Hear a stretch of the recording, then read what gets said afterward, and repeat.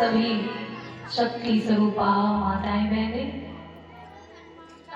देवतुल्य भाई एवं प्यारे प्यारे नन्हे मुन्ने छोटे छोटे बच्चों, इस प्रांगण में इस यज्ञ का, इस महोत्सव का आज द्वितीय दिवस है। कल हम सभी ने कलश यात्रा के माध्यम से इस यज्ञ का आयोजन किया, इस विराट यज्ञ का आयोजन किया, जिसके आप सभी साक्षी हैं। प्रथम दिवस कथा के माध्यम से आप सभी ने सुना पावन प्रज्ञा पुराण। 18 पुराण होने के बाद भी आखिर इस पावन प्रज्ञा पुराण की आवश्यकता क्यों आन पड़ी? कई पुराण हैं, शिव पुराण, गणेश पुराण, देवी भागवत, इस तरह से करते हुए 18 पुराणों की रचना की गई। और पुराण ही नहीं, पुराणों के बाद भी प्रतिदिन किसी न किसी देवी देवता का बनाया हुआ। देखा जाए तो सोमवार, आज सोमवार का दिन भी है। सोमवार भगवान भोलेनाथ के नाम से जाना जाता है। सोमवार के दिन भाई बहन भगवान भोलेनाथ का पूजा करते हैं। भगवान भोलेनाथ के दिन से सप्ताह का शुरुआत होता है। दूसरे दिन मंगलवार हनुमान जी का दिन, बजरंगबली हनुमान, जिन्होंने राम काज के कार्य को करने के लिए ही धरती पर अवतार लिया। जब एक ही स्लोगन उनके लिए पर्याप्त है कि राम काज किए बिना मोहे कहां विश्राम। समुद्र को लाकर छलांग मारकर माता सीता का पता लगा कर चले आए, वो कौन है? हनुमान जी। सोने की नगरी लंका को एक पल में समाप्त कर दिया, वो कौन है? हनुमान जी हैं।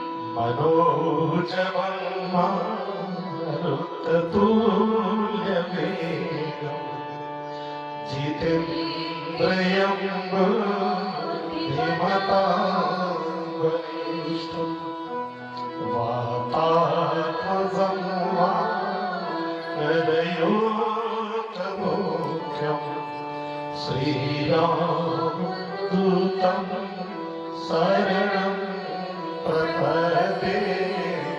श्रीराम दूतं शरणं प्रपद्ये। बुधवार, सप्ताह का तीसरा दिन, बुधवार भगवान गणेश जी के नाम से सभी जानते हैं। और प्रथम पूजे गणेश, विघ्नों को हरने वाले, विघ्न विनाशक प्रथम पूजे गणेश। चौथा दिन गुरुवार, गुरुवार के दिन अपने अपने गुरु की हम आराधना करते हैं, उपासना करते हैं, पूजा करते हैं, भगवान विष्णु की पूजा करते हैं। अगर गुरु की कृपा हमारे जीवन में नहीं हुई तो हमारा जीवन व्यर्थ है। जिसके जीवन में गुरु नहीं होता उसे क्या कहते हैं? निगूरा। जिसका गुरु नहीं होता उसे निगूरा बोला जाता है। और आध्यात्मिक विकास को बढ़ाने के लिए, अपने जीवन को आध्यात्मिकता प्रदान करने के लिए, प्राप्त कराने के लिए किसी न किसी समर्थ गुरु के शरण में जाने की आवश्यकता होती है। क्योंकि बिना गुरु के हमें ज्ञान नहीं मिल सकता। किताबी ज्ञान तो हम पा लेते हैं। बच्चे जब विद्यालय में पढ़ने जाते हैं, स्कूल में पढ़ने जाते हैं, वहां भी एक समर्थ जो हर प्रकार से उच्च कोटि का, उच्च श्रेणी का मास्टर हो, टीचर हो, अध्यापक हो, प्रोफेसर हो, वही बच्चे को अच्छे मार्ग पे, अच्छे रास्ते पे ले आ सकते हैं। तो हमारे जीवन को इस आध्यात्मिकता की ओर मोड़ने के लिए, चलाने के लिए भी एक समर्थ गुरु की आवश्यकता होती है। ऐसा गुरु नहीं जो स्वयं तो गिरे ही और अपने चेहरे को भी ले गिरे। गुरुदेव के नाम पर परम पूज्य गुरुदेव पंडित श्याम शर्माचार्य जी का तस्वीर आप देख रहे हैं। गुरुदेव ने कहा था, हम सभी गुरुदेव के गोद में खेलते थे, पर मुझे गुरुदेव अपने प्रवचनों में बोला करते थे, बेटा आने वाले समय में बहुत ही हलचल होगी, वायुमंडल ही विषाक्त हो जाएगा, हर ओर केवल त्राहिमाम की गूंज सुनाई देगी, मनुष्य मनुष्य को देखकर जिंदा नहीं रहेगा, मनुष्य मनुष्य के खून का प्यासा हो जाएगा, ऐसी बीमारियां आएंगी कि डॉक्टर भी बोल देगा हम इसका इलाज नहीं कर सकते, हमें तो डॉक्टरी में पढ़ाया ही नहीं गया। उस समय बेटा जब मनुष्य त्राहिमाम करेगा, चारों तरफ हाहाकार मचेगा, उस वक्त मैं बहुत बड़ा जहाज लेकर, नौका नहीं, बहुत बड़ा जहाज लेकर आऊंगा और उस बहुत बड़े जहाज में बेटा तू मेरा हाथ पकड़ के बैठ जाना,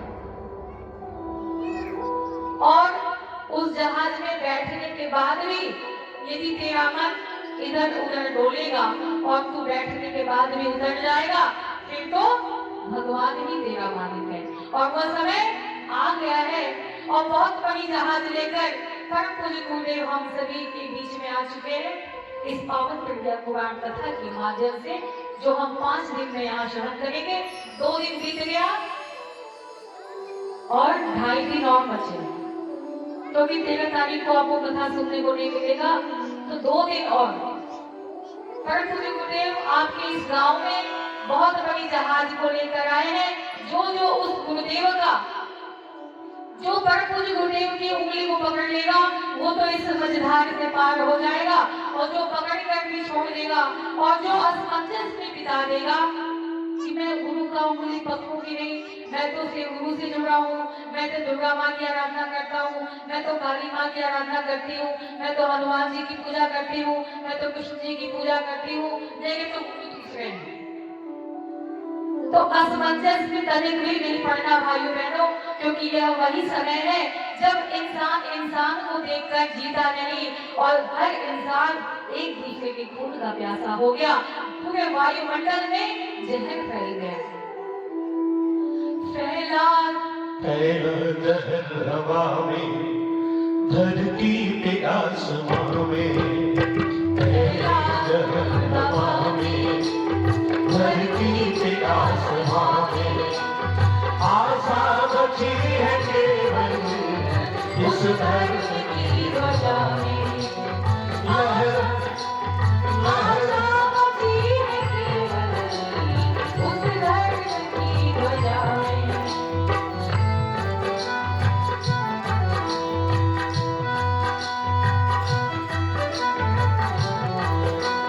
तो धर्म की पताका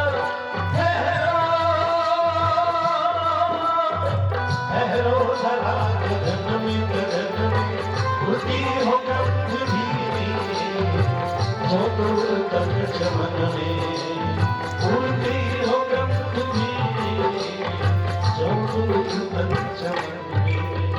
आज अपने सनातन धर्म को पहचानने का, अपने सनातन की पहचान को बचाने के लिए धर्म और रक्षकी रक्षता, हम धर्म की रक्षा करेंगे तो धर्म हमारी रक्षा करेगा। और यदि हमने अपने सनातन की पहचान को समाप्त कर दिया, आज हमारे बच्चे सिर पर शिखा को स्थापना करने में शर्माते हैं, अरे मैं कैसे शिखा रख लूं, मुझे तो पाश्चात्य संस्कृति में जाना है। आज ना जाने कौन कौन से बालों को कट में कटवाते हैं और अपने को स्मार्ट बनाने की पूरी प्रयास करते हैं।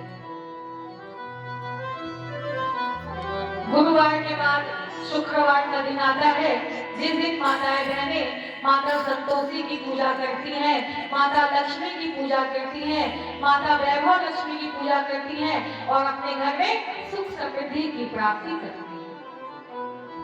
शुक्रवार के दिन आया शनिवार, शुक्रवार के पश्चात शनिवार का दिन, जो दंडाधिकारी न्याय के देवता भगवान शनि देव का दिन माना जाता है। जो जैसा कर्म करता है तुरंत अविलंब कोई देरी नहीं करते। भगवान शनि को जो शुद्ध और सात्विक इंसान है, व्यक्ति है, उन्हीं को वो पसंद करते हैं। उन्हें तनिक भी गंदगी पसंद नहीं है। मनुष्य मांस, मदिरा, गुटखा, बीड़ी, तंबाकू, ना जाने क्या क्या खा करके अपने शरीर को नगरपालिका का कूड़ादान बना देता है। भगवान शनिदेव दंडाधिकारी, न्यायाधिकारी और तुरंत अविलंब फल प्रदान करने वाले हैं। इस प्रकार से शनिवार के बाद रविवार का दिन आता है, जिसे हम सूर्य देवता के नाम से जानते हैं। सूर्य षष्ठी का व्रत माताएं बहनें कार्तिक मास में करती हैं, जिसे छठ पूजा के नाम से भी जाना जाता है। वही सूर्य, वही सविता, मां गायत्री। जब हमारी माताएं बहनें जाति पाति का भेद को समाप्त करके एक ही तालाब में, एक ही पोखरे में, एक ही गंगा जी में जाकर छठ माँ का व्रत करती हैं, पूजा करती हैं, सूर्य की उपासना करती हैं। जब 2-2.5 दिवसीय यह पर्व, वैसे तो ये 4 दिन का होता है, लेकिन उपवास करते हुए 2.5 दिन होते हैं माताओं बहनों को। साल में एक बार इस व्रत को करने के बाद पूरे साल अपने घर में सुख, सौभाग्य, आरोग्य की प्राप्ति को पाकर बड़े ही प्रेम से जीवन को बिताती हैं। तो क्या अपने जीवन में प्रतिदिन, अपने जीवन के किसी भी दिन को वो बिना मां गायत्री की उपासना के अगर प्रारंभ कर दे, पूजा उपासना करना, है, गणेश चतुर्थी है, इस प्रकार से कोई भी दिन ऐसा नहीं बचा जो भगवान का नाम लेने से वंचित हो। तो आखिर इतना व्यवस्था बनाने के बाद भी आखिर मनुष्य परेशान क्यों है? और 19वां पुराण, जिसका नाम है पावन प्रज्ञा पुराण की आवश्यकता क्यों हुई? कल आप सभी ने कथा के माध्यम से सुना। इस पूरी कथा में देवर्षि नारद की चर्चा है। देवर्षि नारद को भगवान विष्णु ने यह कथा श्रवण कराई और देवर्षि नारद ने दादा गुरुदेव को सुनाया, दादा गुरुदेव ने परम पूज्य गुरुदेव को सुनाया। यह कथा देवर्षि नारद ने क्यों भगवान विष्णु से सुनी? आखिर देवर्षि नारद को ही भगवान विष्णु ने क्यों चुना, क्यों सुनाया? देवर्षि नारद जो है वो समाज के हित के लिए ही जिया करते थे। देवर्षि नारद को कभी भी किसी समय कहीं भी जाने की पूर्ण स्वतंत्रता थी, छूट थी। वो कभी भी कहीं भी जा सकते थे देवलोक में और अपनी समस्या का निदान पा सकते थे। देवर्षि नारद ने यह सुना था कि धरती पर रहने वाले तमाम जीवात्मा जो है वो आज बहुत ही विकास कर लिया। आज मनुष्य के पास इतने साधन संपदा हो गए, जीवन में शांति क्यों नहीं? आज मनुष्य के चेहरे पर मुस्कुराहट क्यों नहीं है? सभी मनुष्य एक दूसरे के खून के प्यासे बन गए। कोई किसी को देखकर प्रसन्न नहीं होता। भाई भाई के जात का आफत बना पड़ा है।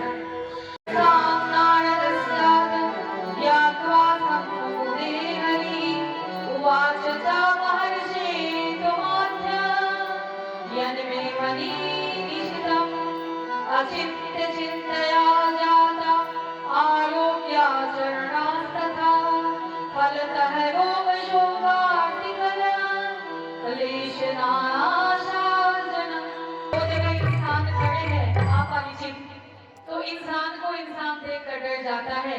लेकिन अगर हमने पशु को पाल लिया, कुत्ते को भी पाल लिया, तो वो अपने एक रोटी का भी वफा चुका कर जाता है, इतना वफादार होता है। और परम पूज्य गुरुदेव ने भी कहा, संतों ने भी कहा कि इंसान के अंदर जीवात्मा है, किसका? परमात्मा का जीव। तो जब हर इंसान भगवान का स्वरूप है, तो आप अपने मन को निर्मल क्यों नहीं बनाते? मन को निर्मल बनाइए। निर्मल मन जन सो मोहि पावा, निर्मल मन जन सो मोहि पावा, मोहि कपट भावा मोहे कपट छल छिद्र न भावा निर्मल मन जन सो मोहे आज हर मनुष्य के मन में इतना मैल भरा है, इतना कचरा भरा है कि अगर आप अपने मन को रात में सोने से पहले आपको बोधि की साधना करनी चाहिए। गुरुदेव ने बताया कि प्रातः काल उठने के बाद अपने बिस्तर में ही आप कुछ पल के लिए उस परमात्मा को याद कीजिए जिसने आपको इस धरती पर जन्म देकर भेजा कि हे प्रभु, आज एक और सुबह आपने मुझे दिखाया, इसके लिए मैं बड़ा आपका आभारी हूँ। मैं आपका कर्जदार हूँ कि मैंने एक समय और देख लिया। और रात में सोते समय परमात्मा का शुक्रिया अदा कीजिए कि हे प्रभु, आज बहुत ही अच्छे से हमारा दिन बीत गया और आज जो नहीं बन सका उसको मैं कल बनाने का प्रयास करूंगा और जो मुझसे गलतियां हुई उसे आप क्षमा करने का मुझे प्रयास कीजिएगा, क्योंकि मैं अभागा आपकी संतान हूँ, मुझसे ये गलतियां हुई, मुझे क्षमा कीजिएगा। ये आत्मबोध की साधना और तत्वबोध की साधना प्रतिदिन हर मनुष्य को करनी चाहिए। इस प्रकार से देवर्षि नारद को भगवान विष्णु ने कहा कि मैंने तो मनुष्य को महामानव बनाकर भेजा था, मैंने तो मनुष्य को भगवान के सारे गुणों से परिपूर्ण करके भेजा, लेकिन मनुष्य अपने आप को भिखारी समझ बैठा, तो मैं क्या करूं। गुरुदेव ने भी कहा, गुरुदेव का ये योजना है कि मानव को महामानव और मानव से देवता बनाने की ये बहुत बड़ी जिम्मेदारी पर मुझे गुरुदेव ने सभी के कंधों पर दी है। मनुष्य देवता बने बने यह धरती स्वर्ग समान, यही संकल्प हमारा, यही संकल्प हमारा। विचार क्रांति अभियान इसी को कहते युग निर्माण, यही संकल्प हमारा, यही संकल्प हमारा। पट्टिशास्त्राचार्य जी ने अपने जीवन में संकल्प लिया कि जिन दुखियों के आंसू को मैं पोंछूंगा, दुनिया के हर कोने में, हर गांव में, हर कस्बे में, हर मोहल्ले में हमारे बच्चे जाएंगे। हर कुछ गुरुदेव के हम सभी बच्चे हैं, हर गांव में, हर कोने में जाएंगे और वहां जाकर यज्ञ पिता और माँ गायत्री को पहुंचाएंगे। इसलिए इसी योजना के अंतर्गत हम सभी आपके गांव में भी आए हैं, गुरुदेव के बहुत बड़े जहाज को लेकर और माँ गायत्री और यज्ञ पिता को आपके गांव पर आप सभी तक पहुंचाने के लिए। कहा गया, मनुष्य देवता बने बने यह धरती स्वर्ग समान, यही संकल्प हमारा, यही संकल्प हमारा। विचार क्रांति अभियान इसी को कहते युग निर्माण, यही संकल्प हमारा, यही संकल्प हमारा। भाई बहनों, एक समय था, तीर तलवार चले, बंदूक की गोलियां चली, तोपों से युद्ध हुआ, लेकिन इस सतयुग में, कलयुग में सतयुग की वापसी कैसे होगी? विचार से, विचारों को बदला जाएगा। और विचार कैसे बदलेगा? मनुष्य के विचार, मनुष्य के मन मस्तिष्क को कैसे बदला जाएगा? मनुष्य के अंदर में ईर्ष्या, जलन, क्रोधन, एक दूसरे को देखकर यह काम, क्रोध, मत्स्य कैसे दूर होगा? इसको समाप्त करने के लिए परम पूज्य गुरुदेव ने जन जन तक गायत्री को पहुंचाने के लिए कहा। गायत्री क्यों? क्योंकि गायत्री सर्वबुद्धि की देवी है। गायत्री मंत्र को जो मनुष्य करता है, जपता है, बोलता है, बच्चे लिखते हैं, उनका भविष्य उज्जवल होता है, प्रखर होता है। क्यों? क्योंकि एक बार गायत्री मंत्र बोलने से कितनी ऊर्जा आती है, किसी को पता है? एक बार गायत्री महामंत्र बोलने से 1,10,000 वाइब्रेशन, कितने? 1,10,000 तरंगे, ऊर्जा उस मनुष्य में उत्पन्न होती है जो प्रतिदिन गायत्री मंत्र की साधना करता है। बस एक बार गायत्री मंत्र जपने का कितना बड़ा मंत्र है, 1,10,000। अगर आप इसको 24 बार करते हैं, अगर आप एक माला यानी 108 बार बोलते हैं, तो आप सोचिए कि आपके शरीर में कितनी ऊर्जा होगी, आप कितने ऊर्जावान हो जाएंगे, आपके अंदर कितनी प्रखरता आएगी, आप कितने ओजस्विता को प्राप्त करेंगे। सविता की किरणों को जब आप देखते हैं सूर्य देवता को सुबह, तो क्या आपके आंख सविता देवता के पास कुछ देर के लिए टिक पाते हैं? बताइए, टिक पाते हैं? नहीं टिक पाते ना, आंख चौंधी आ जाता है। उसी प्रकार से जब आप गायत्री मंत्र को जपेंगे, सविता देवता कौन है? सविता देवता ही गायत्री है। कहते हैं महिलाओं को गायत्री नहीं जपना चाहिए, तो सारी महिलाएं छठ पूजा छोड़ दे छठ पूजा। साल भर में एक बार माताएं बहनें छठ की पूजा करती हैं अपने सुख सौभाग्य आरोग्य की रक्षा करने के लिए। जब आप छठ की पूजा कर सकती हैं, तो क्या आप गायत्री मंत्र नहीं जप सकती? और गायत्री महामंत्र का अर्थ क्या होता है, किसी को नहीं पता। गायत्री महामंत्र का अर्थ है उस प्राण स्वरूप। यहाँ पे किसी देवी देवता का नाम नहीं लिया गया। क्या कहा गया? उस प्राण स्वरूप श्रेष्ठ, तेजस्वी, दुख नाशक, पाप नाशक, सुख स्वरूप परमात्मा को हम अपने अंतरात्मा में धारण करें और वह परमात्मा हमें सन्मार्ग में प्रेरित करे।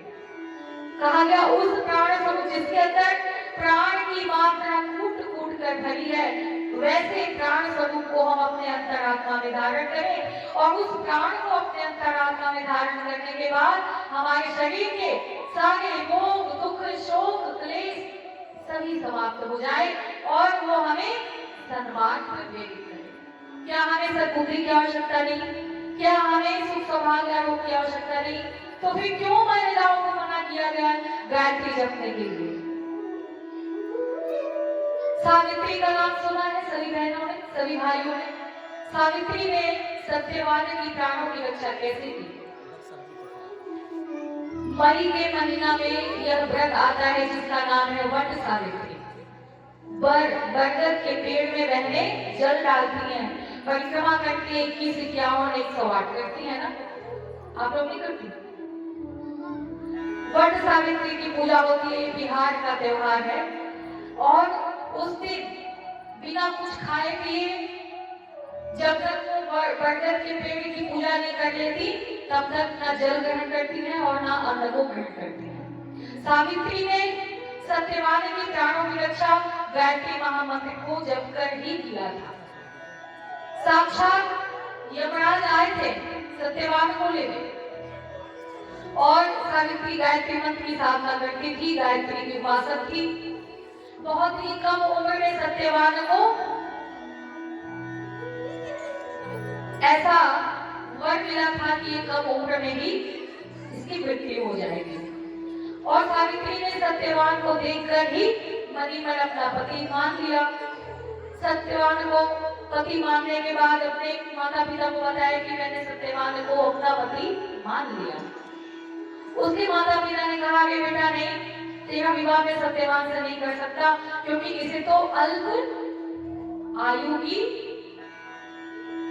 वरदान मिली है, ये अल्प आयु में ही मर जाएगा और मैं अपने पुत्री को कम उम्र में विधवा होते नहीं देख सकता। सावित्री ने कहा पिताजी, भारत की स्त्रियां एक बार जिसे अपना पति मान लेती हैं फिर जीते जी किसी और को वो अपने मन का देवता पति नहीं मान सकती। पति देवता ही तो है। उसने अपने माता पिता से मना कर दिया कि मैं किसी और को अपना पति नहीं बना सकती, नहीं मान सकती। मैंने मन से सत्यवान को अपना पति मान लिया। माता पिता ने कहा ठीक है, कोई बात नहीं। और बचपन से सावित्री गायत्री मंत्र की साधना करती थी, करती रही। एक दिन उन दोनों का विवाह हो गया और दोनों ही जंगल में लकड़ियां काटने के लिए चले गए। प्रतिदिन जाते थे, उस दिन भी गए बोले गायत्री माता की जय हो। जब भी कोई बात करेगा तो मैं गायत्री माता की जय बोलाऊंगा। आप लोग समझ जाइएगा कौन बात कर रहे हैं। ये आप लोगों के लिए ही इस कथा का आयोजन किया गया कि कम से कम समय में आप इसको सुनकर अपने जीवन को धन्य बनाइए। ये राम कथा या भागवत कथा या देवी पुराण की कथा नहीं है, ये ऐसी कथा है जिसको आप सुनने के बाद अपने घर को, अपने बच्चे को, अपने जीवन को बदलने का पूरा पूरा श्रेय ले सकते हैं। तो इस प्रकार से दोनों ही उस दिन भी जंगल में लकड़ियों को काटने के लिए गए। लकड़ी काट रहा था सत्यवान, बड़े से पेड़ के उस छोर पर पहुंचा, काट रहा था। काटते काटते उसे चक्कर जैसा आने लगा, तुरंत पेड़ से उतरा और सावित्री से कहा कि क्या मैं तुम्हारी गोद में सरक की कुछ देर सो सकता हूँ? सावित्री ने कहा बिल्कुल। क्या हुआ? सत्यवान ने कहा मेरे सिर में दर्द हो रहा है, मेरा सिर भारी भारी लग रहा है और मैं कुछ देर आराम करना चाहता हूँ। सावित्री ने अपनी गोद में सत्यवान के सर को रख के सहलाया, सुलाया और जैसे ही सोया तो उसने देखा एकदम मोटा, ताजा, लंबा चौड़ा, काले रंग का यमराज उसके सामने आ गया और सत्यवान को ले जाने के लिए तैयार हो गया। सावित्री ने कहा तुम कौन? सावित्री ने कहा तुम कौन? उसने कहा तुम कौन? सावित्री ने कहा मैं सत्यवान की धर्मपत्नी हूँ, अर्धांगिनी हूँ। तुम्हारे यहाँ क्या काम? यमराज ने कहा मैं तुम्हारे पति को लेने आया हूँ, इसका समय पूरा हो गया। लेकिन उसके समीप, उसके नजदीक उसके आने की क्षमता नहीं थी। क्यों? क्योंकि सावित्री तो गायत्री मंत्र की साधना करती थी।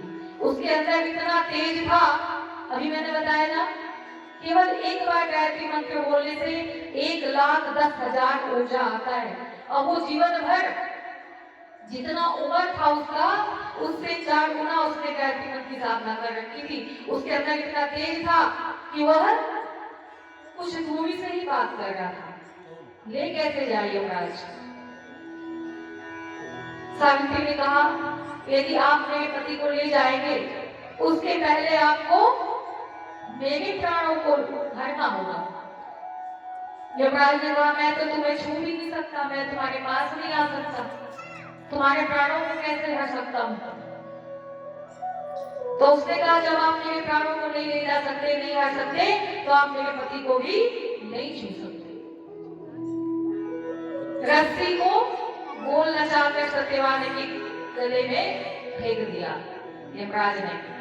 अब लेकर चलने को तैयार हुआ। सावित्री भी साथ में खड़ी हुई कि मैं भी जाऊंगी इनके साथ। यमराज ने कहा जीते जी किसी को भी मृत्यु लोक, स्वर्ण लोक में जाने की अनुमति नहीं है, आप नहीं जा सकती। सावित्री ने कहा ऐसा कैसे हो सकता है?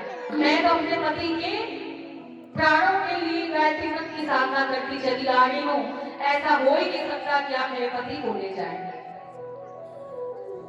जैसे यमराज सत्यवान को लेकर चला, सावित्री के साथ में चलने लगी। दोनों में बहुत बहस हुआ। अंत में यमराज की हार हुई और यमराज ने कहा कि सावित्री मैं तुम्हारे व्रत से, मैं तुम्हारी तपस्या से, मैं तुम्हारी गायत्री की साधना से हार गया, बताओ तुम्हें क्या वरदान चाहिए? सावित्री ने कहा सबसे पहले मैं मां बनूं, मेरे पुत्र हो और मेरे सास ससुर दूध भात चावल की कटोरी में खाएं, खिलाएं और अपने नाती पोते को गोद में खिलाएं। अब आप सोचिए उसने ये नहीं कहा मेरे पति जिंदा हो जाए, लेकिन नाती पोता तभी होगा जब उसके पति बचेंगे, जब उसका पति बचेगा। घर में एक समय की रोटी नहीं थी, चांदी के कटोरे में दूध भात खाने का भी वरदान मांग लिया। क्या क्या मांगा? गरीबी भी दूर हो गई, पति का जान भी बच गया, सास ससुर आंख सहते थे, उनके नेत्रों का जोत नहीं था, नेत्र भी आ गए। गायत्री मंत्र की साधना से उसने सारा खोया हुआ सुख सौभाग्य को प्राप्त कर लिया। पति की लंबी आयु हो गई, घर में बाल बच्चे हो गए, अंधे सास ससुर को आंख की प्राप्ति, नेत्र की प्राप्ति हो गई, घर में जो गरीबी थी वह अमीरी में बदल गई। तो आप बताइए, क्या गायत्री मंत्र महिलाओं को नहीं जपना चाहिए? बोलिए हाँ ना। साल में से मुंह हटाइए। ठंडा लग रहा है? ठंडा लग रहा है? हम तो शॉल नहीं हो रहे। कहते हैं महिलाओं को दिग्भ्रमित कर दिया जाता है कि जो गायत्री जपेगा उसके साथ अनिष्ट हो जाए। क्या अनिष्ट हुआ सावित्री के साथ? और बताइए पहला उदाहरण। दूसरा, माता सीता ने लव कुश को इसी गायत्री मंत्र की साधना से जन्म दिया था। जब वह लव कुश उनके गर्भ में थे, उन्होंने गायत्री मंत्र की प्रचंड साधना की और उस साधना के माध्यम से उन्होंने गर्भ में पल रहे लव कुश को ऐसे संस्कार दिए कि जन्म होने के बाद लव कुश ने कौन से संस्कार कराए थे? माता सीता ने 9 महीने तो गायत्री मंत्र की साधना की। उसके बाद जैसे ही दूसरा महीना समाप्त हुआ, तीसरा लगा, तीसरे महीने में गर्भवती का गर्भोत्सव संस्कार मनाया, गर्भोत्सव। 5वां महीना लगा तो पुंसवन कराया, 7वां महीना लगा तो तीसरे वर्ष सीमांतोन्नयन संस्कार कराया। और ऐसा प्रखर श्रेष्ठ तेजस्वी बालक आया जिसने अश्वमेध के घोड़े को भी पकड़ा था, रोका था कि नहीं? किस मंत्र के माध्यम से? गायत्री मंत्र के माध्यम से। बताइए कहां पर लिखा है कि महिलाओं को गायत्री नहीं जपना चाहिए? अश्वमेध के घोड़े को पकड़ लिया, छोटे छोटे नन्हे से बालक ने, इतने ही बड़े थे। जैसे ही राम जी को पता चला कि नहीं, अश्वमेध के घोड़े को रोक लिया, छोटे बालक ने बिना चप्पल के, बिना खड़ाओं के, बिना जूती के दौड़े चले हैं। देख रहे अभी ये कौन है जिसने मेरे छोड़े हुए अश्वमेध के घोड़े को रोक लिया? उन्हें क्या पता, उन्हीं का प्रखर तेजस्वी श्रेष्ठ संतान उन्हीं की है। गर्भ में तो आ गया, लेकिन संस्कार किसने दिया? किसने? माँ ने कि पिता ने? बताइए, जोर से बोलिए। माँ ने दिया ना संस्कार। ये दूसरा उदाहरण हो गया। तीसरा उदाहरण मैं देना चाहती हूँ। काशी वाराणसी के पास रामनगर, और रामनगर की रानी मदालसा। पति का नाम ऋतुध्वज। इनके 3 पुत्र हुए और तीनों क्या बन गए? ब्रह्मज्ञानी। क्या बन गए? ब्रह्मज्ञानी। ब्रह्मज्ञानी का अर्थ क्या होता है? ब्रह्मज्ञानी का अर्थ होता है समाज के लिए निकल जाना, समाज के लिए कार्य को करना, समाज के लिए ही जिंदा रहना।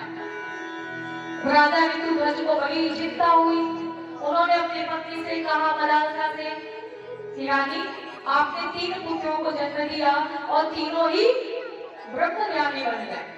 अब आप ये बताइए कि मेरे इस राज्यपाट की रक्षा कौन करेगा? मेरे इस राज्यपाट को कौन चलाएगा?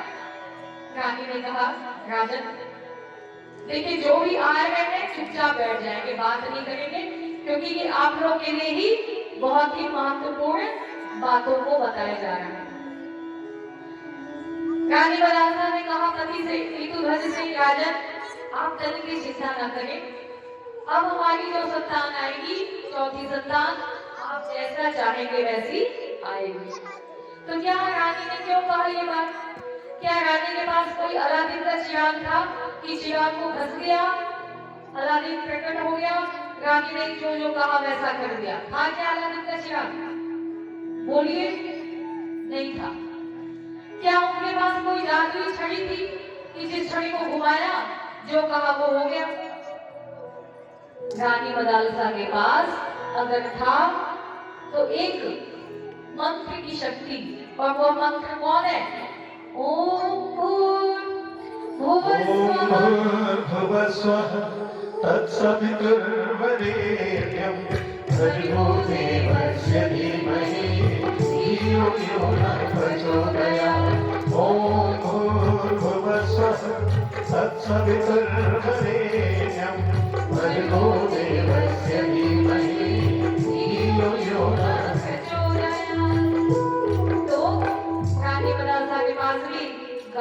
मंत्र की साधना थी, शक्ति थी और साथ में क्या था? आत्मबल। आज हमारे मन में जो शक्ति है, इच्छा शक्ति है, उस आत्मबल को यदि हम कभी टूटने न दें तो बड़ा से भी बड़ा काम को कर सकते हैं। चौथी संतान गर्भ में धारण किया रानी मदनसा ने, और जैसे ही चौथी संतान गर्भ में आई, गायत्री मंत्र की साधना प्रारंभ कर दिया। एक राजकुमार के अंदर कौन कौन से गुण होने चाहिए, वैसे वैसे कार्यों को करना प्रारंभ कर दिया। तीरंदाजी करना, घुड़सवारी करना और शिकार खेलना, किस प्रकार से राज्य को कुशल शासक दिया जाए, ऐसे सारे प्रयोजन करना प्रारंभ कर दिया। और 9 महीने के बाद एक कुशल सुंदर स्वस्थ पुत्र को जन्म दिया। और वह पुत्र जन्म लेने के बाद धीरे धीरे बड़ा होता गया और बड़ा होने के बाद एक सुंदर प्रखर तेजस्वी ओजस्वी राजकुमार बना। और उस राजकुमार का क्या नाम पड़ा? राजा अलर्क। राजा अलर्क के नाम से वो जाने गए। तो ये है बहनों गायत्री मंत्र की शक्ति। मैया का नाम अनमोल बोलो गायत्री मंत्र, मैया का नाम अनमोल बोलो गायत्री मंत्र। सभी माताएं बहनें मैया का नाम अनमोल बोलो गायत्री माता। जय हो गायत्री माता, जय हो सावित्री माता, जय हो गायत्री माता, जय हो सावित्री माता। मैया का नाम अनमोल, मैया का मंत्र में कोई भेद नहीं है, कोई भी कर सकता है। ब्रह्मा भी बोले माता, विष्णु भी बोले माता। आपको पता है जब सीता माता को रावण उठा के ले गया और जब रावण जी को साधना करनी पड़ी कि मैं अपनी सीता को कैसे लाऊं, किस मंत्र की साधना किया उन्होंने? गायत्री मंत्र। ब्रह्मा भी बोले माता, विष्णु भी बोले माता, ब्रह्मा भी बोले माता, विष्णु भी बोले माता। शिव जी के डमरू से आवाज आई, गायत्री माता। शिव जी के डमरू से आवाज आई, गायत्री माता। मैया का नाम अनमोल बोलो गायत्री माता, मैया का नाम अनमोल जपो गायत्री माता।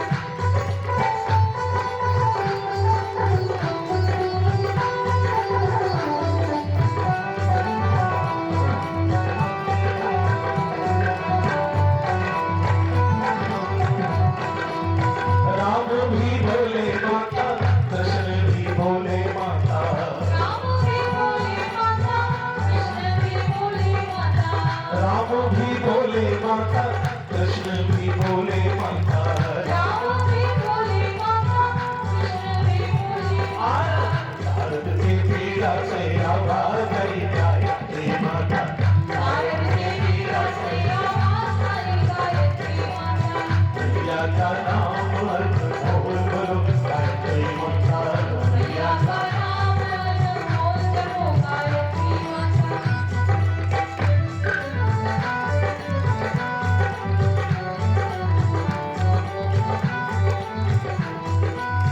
गंगा भी बोले माता, यमुना भी बोले माता। गंगा भी बोले माता, यमुना भी बोले माता। गंगा भी बोले माता, यमुना भी बोले माता।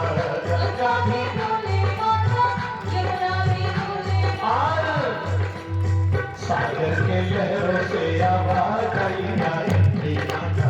सागर के लहरों से आवाज आई, गायत्री माता। मैया का नाम अनमोल बोलो गायत्री माता, मैया का नाम अनमोल बोलो गायत्री माता।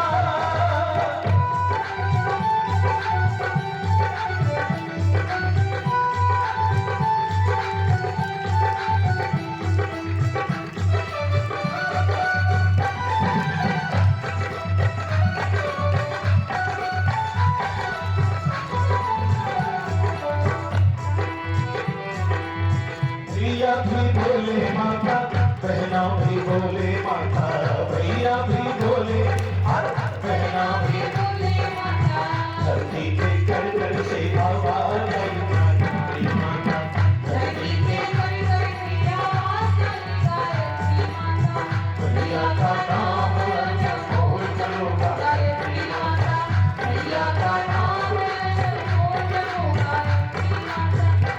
मैया का नाम बोल बोलो गायत्री माता, मैया का नाम बोल बोलो गायत्री माता की।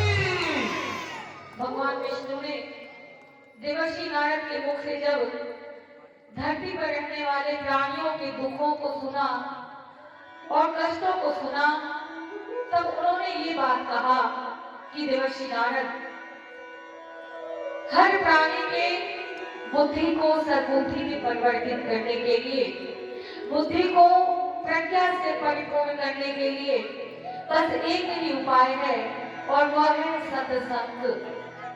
मनुष्य को सत्संग में जाना चाहिए और संतों के संगत में रहना चाहिए, क्योंकि इन्हीं दोनों के पास जाने से मनुष्य की बुद्धि सद्बुद्धि में परिवर्तित हो सकती है और मनुष्य की बुद्धि को प्रज्ञा में परिवर्तित की जा सकती है।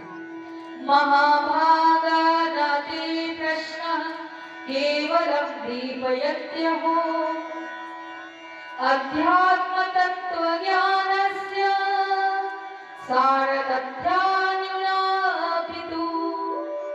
अस्याः स्वतन्त्रतास्यास्तु प्रयोगं कः कथं मुने करोतु सम्मुखे सेयं परीक्षा पद्धतिः स्थिता। नारद जी ने जब ये बात सुनी तो भगवान से कहा कि हे प्रभु, आज मनुष्य को तो आपने ही बनाया और ये सारी सृष्टि आपकी क्रीड़ा स्थल है। ये सारी सृष्टि, ये नदियां, पहाड़, पौधे, ये धरती, ये झरना, ये समुद्र, हर चीज आप जो भी प्रकृति में देख रहे हैं सब भगवान का क्रीड़ा स्थल ही है। आपने ही इस धरती को बनाया और आपने ही सभी मनुष्यों को बनाया, तो फिर मनुष्य अपने आप को महान क्यों नहीं समझता? प्रभु ने कहा कि मैं मनुष्यों को एक अलग प्रकार का गुण देकर भेजा हूं। वैसे तो धन कमाना, पेट पालना, बच्चों को जन्म देना ये जानवर भी कर लेता है, लेकिन मनुष्य को मैंने एक विशेष गुण देकर भेजा। अगर आज आप इस कथा में किसी गधे से बोलिए, अरे वो गधे वाला चलो चलो कथा हो रहा है सुन लो चलिए, गधा आएगा? क्या करेगा? हो सकता है आपको एक लात मार भी दे। कुत्ते से कहेगा भी कुत्ता आ जाए तो डंडा मार के सब भगा देगा, भगा देगा। आप जाती हैं यहाँ से यज्ञ करके कथा को सुन के अपनी सखी से बोलती हैं, अपनी सहेली से बोलती हैं, अरे बड़ा अच्छा कथा हो रहा है तुम भी चलना। आप सभी को बोलते हैं, भाई लोग जाते हैं अपने इष्ट मित्रों से, परिवारी जनों से कहते हैं बड़ा अच्छा कथा और 2 दिन और होगा, सुबह में यज्ञ होता है चलो। कभी किसी गधे से, कभी कुत्ते से बोलते हैं आप लोग? नहीं बोलते। ये किसके में गुण है? ये मनुष्यों के अंदर ये गुण है। ये विशेष गुण भगवान ने मनुष्यों को देकर भेजा। भगवान विष्णु ने कहा कि मनुष्य को मैंने राजकुमार बनाकर भेजा, राजा बनाकर भेजा, लेकिन मनुष्य अपने आप को भिखारी समझ लिया। मैं क्या करूं? हे तुम्हें दाता विधाता ने बनाया, क्यों रे खुद को भिखारी मान बैठे, क्यों रे खुद को भिखारी मान बैठे। गोचरी मन की सदा रख साधु बंदे, कौन जाने कब स्वयं भगवान बैठे। हम बुलाते हैं तुम्हें यदि भावना से, कौन जाने कब निमंत्रण मान बैठे। कौन जाने कब स्वयं भगवान। आज मनुष्यों के सामने छूट है। कैसी छूट है? रास्ते को चुनने का। हमें किस मार्ग पे चलना है, कौन से रास्ते को अपने जीवन में प्राथमिकता देनी है, इसका पूरी तरह से भगवान ने छूट दे रखा है।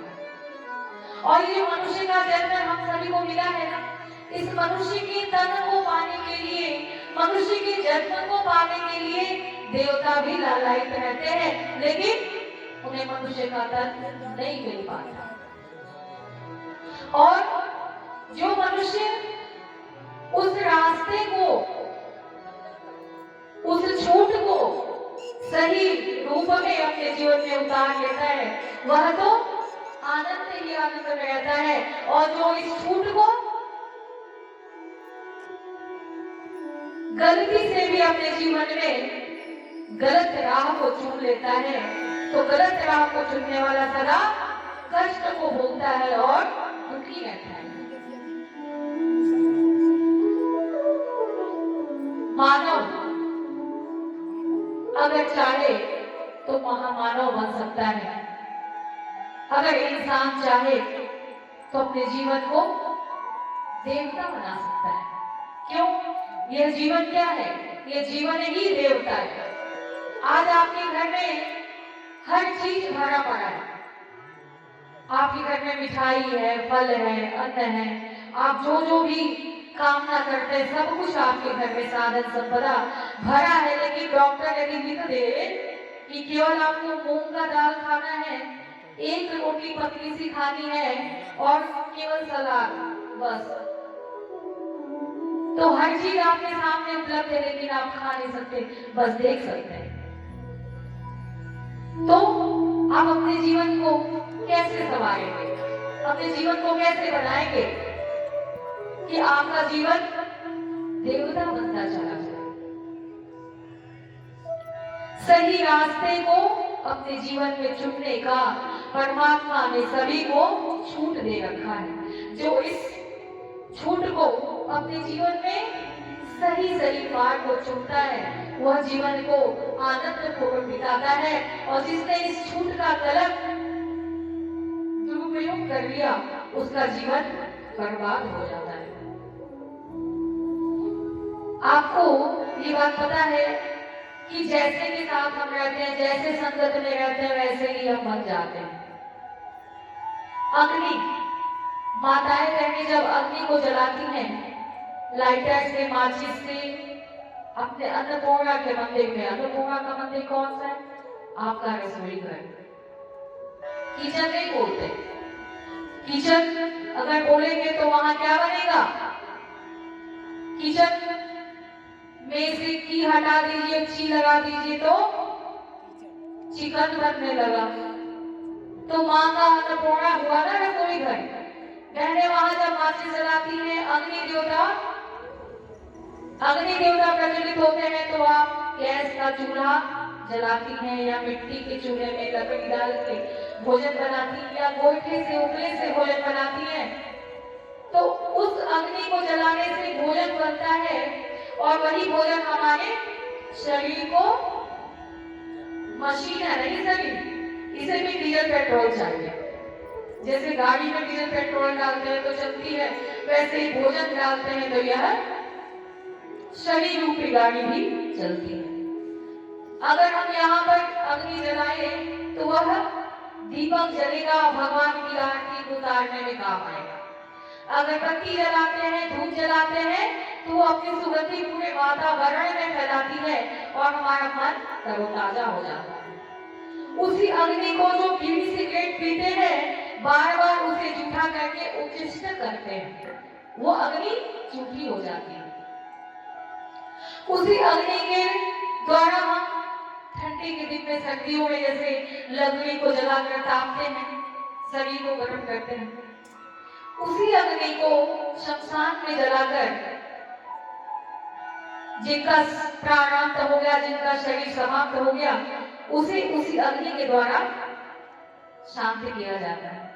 तो जिसकी संगत में अग्नि जाती है और जो जैसे उनका प्रयोग करता है, वैसे अग्नि बन जाती है। तो जैसे के संगत में रहेंगे, वैसा हम बनते चले जाएंगे। एक बार एक साधु महाराज थे, प्रतिदिन वो एक घर से भिक्षा मांगते थे और जो मिलता था एक घर में ही जाते थे बस। एक रोटी मिले, आधी रोटी मिले, कच्चा चावल मिले या आटा मिले, कुछ भी मिले, एक घर से जो मिलता था उसी से अपने पेट को भरते थे, दूसरे घर में नहीं जाते। प्रतिदिन का ये नियम था। एक बूढ़ी माता जी थी, वो एक सेठ के घर में काम करती थी और वहां से प्रतिदिन एक नोटों की गड्ढे को उठाकर लाती थी। उनका क्या काम था? नोट गिनना और नोट को गिनकर उसमें रबड़ लगाकर बैंडिंग कर करके रखना। प्रतिदिन नोट गिनकर रखती थी और एक गड्ढे उठाकर लाया करती थी। उसके बदले मेहनताना में उन्हें चावल मिलता था बासमती, जिसको बनाने से बड़ी खुशबू आती है। बासमती चावल, जीरावती चावल।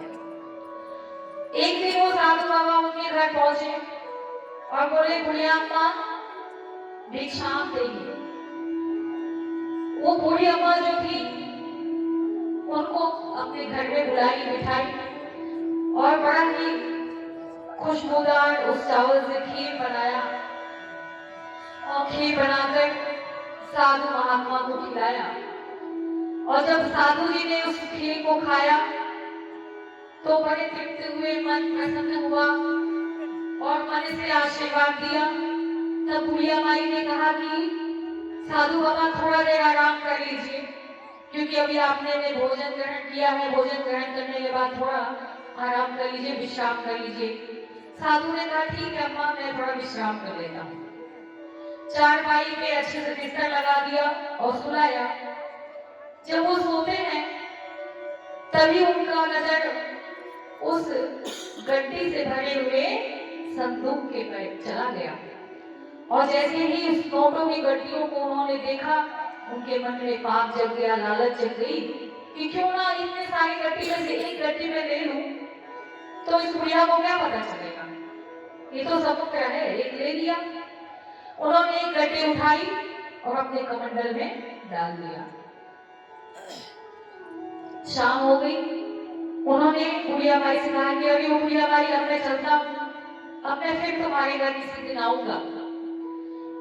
बुढ़िया बाई ने कहा, ठीक है महाराज, आप मुझे आशीर्वाद दे के जाइए और मैं फिर से आपका इंतजार करूंगी, आप अवश्य आइएगा, सेवा का अवसर दीजिए। वो चले गए और जाने के बाद रात्रि में अपने घर में सोते हैं। इधर उस बुढ़िया ने देखा कि सारे नोट में से एक गड्ढी कम हो रही है। जब गिनती करने लगी तो एक गड्ढी कम मिला और जितने नौकर चाकर वहां काम कर रहे थे सभी की पिटाई होने लगी कि क्या तुमने गड्ढी लिया, तुमने लिया, किसने लिया ही नहीं। जब लिया ही नहीं तो कैसे स्वीकार करें, सब कह रहे नहीं हमने नहीं लिया। सभी नौकरों की पिटाई हो रही है। तभी उस साधु ने जो खीर खाया था, जब उस खीर का शरीर से निकासन हुआ, मल के द्वारा निकला, तब उन्हें ये ध्यान हुआ, अरे ये क्या किया मैंने, मैं तो उस बुढ़िया के घर भिक्षा मांगने गया था और मैं उसका यह नोट का गड्ढी उठा के ले आया। मेरे ऊपर धिक्कार है जो मैंने उसका यह धन चुराया। तुरंत उस गड्ढी को उठाए, उसके घर गए और उसने देखा कि यहाँ नौकरों की पिटाई हो रही है। तुरंत उस गड्ढी को दिया और कहा कि मुझे क्षमा करना, मेरा मन कुछ पल के लिए लालच में आ गया था और मैं ये नोट उठा के ले गया। ये बताओ कि कल जो तुमने मुझे खीर खिलाया था उस चावल को कहां से लाई थी? तब बुढ़िया ने कहा कि मैं तो कुछ राजा के पास से कुछ चावल चुरा के लाई थी, मुझे ऐसे तैसा चावल दे देते थे। आज मेरा मन था कि मैं अभी गमकने वाला चावल को बनाकर खाऊं, इसलिए मैं लेकर आई। साधु ने कहा, बस करो भैया, तुमने तो मेरा कल्याण कर दिया। तब उन्होंने कहा, क्या हुआ साधु देवता?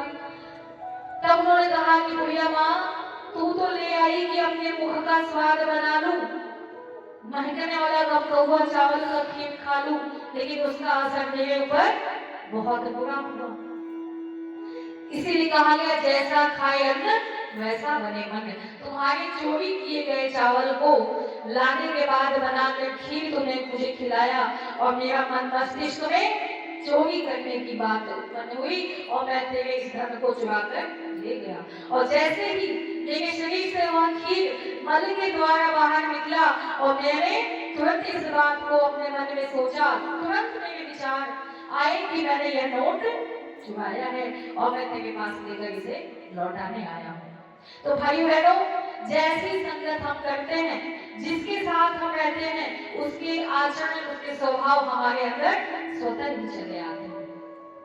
तो यदि आप सतबुद्धि की देवी मां गायत्री के समक्ष बैठते हैं, सतबुद्धि की देवी कामधेनु साक्षात, और आपको पता है ये गायत्री कल्प वृक्ष है। कल्प वृक्ष जैसा हमने कल्पना किया और गायत्री की साधना करते रहे, वैसा होता ही चला जाता है। गायत्री के बारे में विस्तार से, और गायत्री क्या क्या देती हमारे जीवन में, इसके बारे में कल मैं आपको थोड़ा बताऊंगी कि गायत्री और हमें क्या क्या देती है। आज आपके मन का शंका समाधान हमने बताया कि गायत्री महिलाएं अवश्य जप सकती हैं, कोई रोक टोक नहीं। ये वो देखी सुनाई बातों को नहीं बताया, ये मैंने आपको इतिहास की बातों को बताया। और गार्गेयी, मैत्रेयी, अपाला, घोषा, इन्होंने भी वेदों का भाष किया, इन्होंने भी गायत्री को जपा। तो यहाँ तो सबका समाधान हो गया कि महिलाएं भी गायत्री जपती हैं और जपी हैं और जपती रहेंगी। अब कल बताऊंगी कि आपको गायत्री के जपने से आपके जीवन में और क्या फल की प्राप्ति हो सकती है।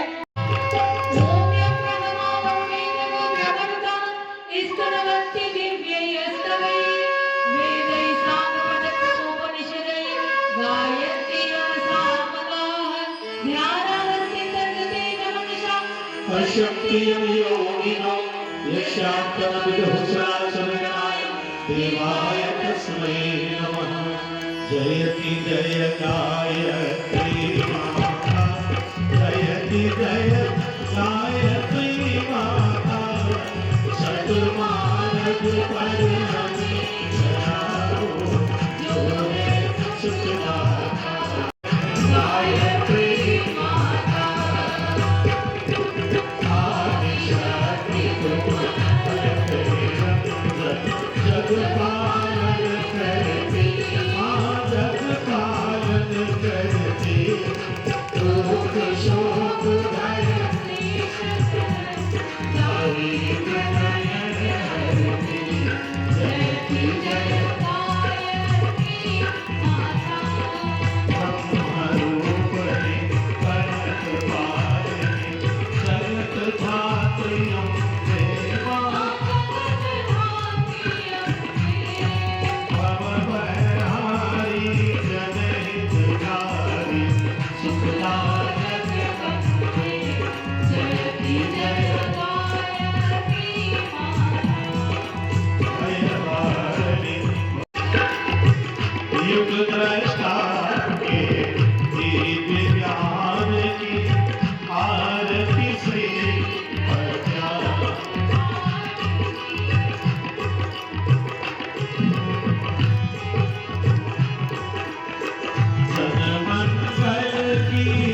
चिंता जिनको मेरा द्वार खुला है, उनको साधुवाद है। नारद तुमको मेरी कृपा, करुणा निधान की आरती श्री पुराण की।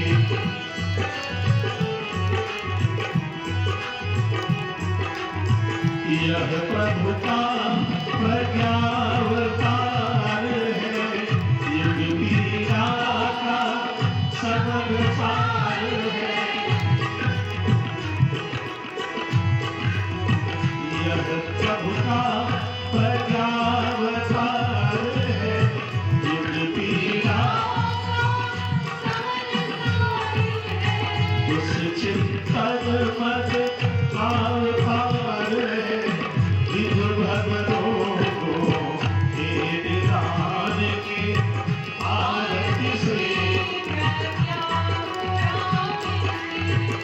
उर्गारम करुणावतारम संसारसारम भुजगेन्द्रहारम समावसंतं हृदयारविन्दे अहं भवानी